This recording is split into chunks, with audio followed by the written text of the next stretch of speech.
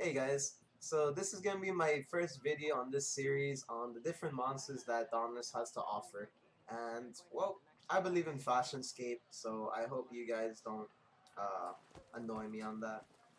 Fashionscape is OP. So I'm already T5, obviously maxed out.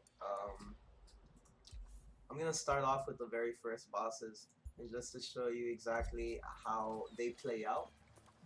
For myself, I do want to do some solo runs, but I think it's beneficial if I help out the newbies. So if there is any newbies, I'm just gonna give it like 5 seconds, maybe 10, to see if anyone joins up. Usually there shouldn't be people, because this is really early into the game. So I highly doubt that there's gonna be anyone who is doing this boss or Rogue Embermane. But anyways, if you guys are wondering about my gear setup, maybe you're new to Dauntless. Basically, the sword I have is like one of the final bosses named the Razakiri. I'm sorry if I pronounced that wrong, but basically the Raza or Reza has this katana, which is the one I'm using. Really difficult to defeat that boss actually. It took like plus 20 tries of losing, and then finally I defeated the boss. But the armor setup is from the second boss, like the final boss, which is called the Shroud. Beautiful. I love the helm, honestly. I think right now my medic level is level 6. I have Cunning, which gives a percent chance to do double damage. I have that level 5, I think, or level 4. I need to max that one actually, the Cunning, because at max level, which is 6, there's a 10% chance to deal double damage, which a lot of people might take for granted. But the fact that second chance or 9 lives activates so often, I do believe that Cunning, which is the name of the ability, is actually really strong. So the game starts off strong. They gave you some nice areas to explore. At the same time, the music is just what you need. Is that Heart Lilies? I don't know, but I think it is. Oh no, those are Iron Crystals, to recall correctly. Not these right here. It's up here. Anyways, I think the game is honestly fun. Wait, did we find it? I think that the game is honestly fun to play. It's free to play as well, so you guys should definitely give it a try.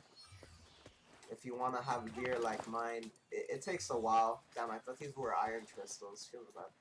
It takes a while, honestly, to grind up where I am. But at the end of the day, it's worth it.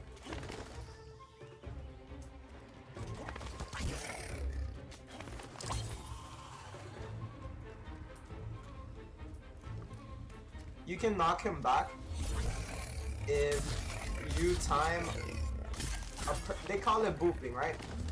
So basically you can boop them when they charge, most of them. Like over here, if they charge me, well, I should have been able to boop that. I don't know why I couldn't boop it. But yeah, you're able to boop it. And that basic booping is like staggering. You're basically staggering him. I'm gonna try and do it. Well, he's already dazed, and that's the stagger animation. He's still dazed, and that's the stagger. When you saw like those white bubbles on him, on his head, that's basically his stagger. Like he's about to get staggered. It means that he's dazed, rather.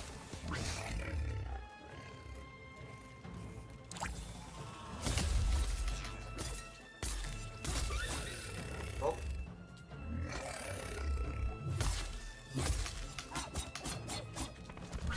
Huh. Interesting. So basically, swordsmen have a couple of I think swordsmen is really good, and the reason why they're really good is because their spells are for breaking armor.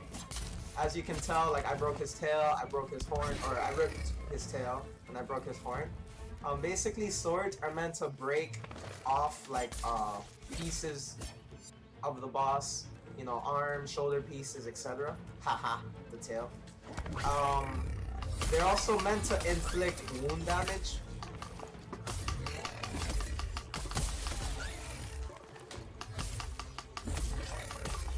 Or I mean, not really inflict wound damage, but they do more damage to wounds. So right here, his wound is his face. You see his arm, they're filled with scars. You see his head, it's filled with scars. Basically, that's wounds. I do more damage to that. Blades deal more damage to wounds, and they deal, like they're able to break off armor pieces. So they're really powerful, even though Great Axes is still #1. I still like my sword because I believe in Fashionscape, obviously. Fashionscape, look at this gear. I think, I don't know, if I'm gonna destroy the boss, bro, it better be in like swagger. Or if I'm gonna die to the boss and get one-shotted, it better be in swagger. Damn it. This guy's range was like right there to me, it feels bad. So basically the first boss, obviously it's not that hard, he just runs away, he lunges, he has like a horn hit, which basically, it's that one, that's the horn hit, but he does it like to the side, you feel me? This is his other ability, he like stalks you and then he charges you. You can boop him, right there, that was the boop I was talking about. So you can boop him, but you have to walk a little forward. He's about to get staggered. And he got staggered because he was already dazed, right? And he's dead. So that's the first boss, guys. And obviously, you guys might be saying, "Oh, well, you know, you have really high gear and blah blah blah." Yeah, I understand that, but the point of the video was just to show you what the boss does, what his mechanics are. Those are basically all of his mechanics. He has a tail swipe, but if you destroy the tail, he can no longer do the tail swipe.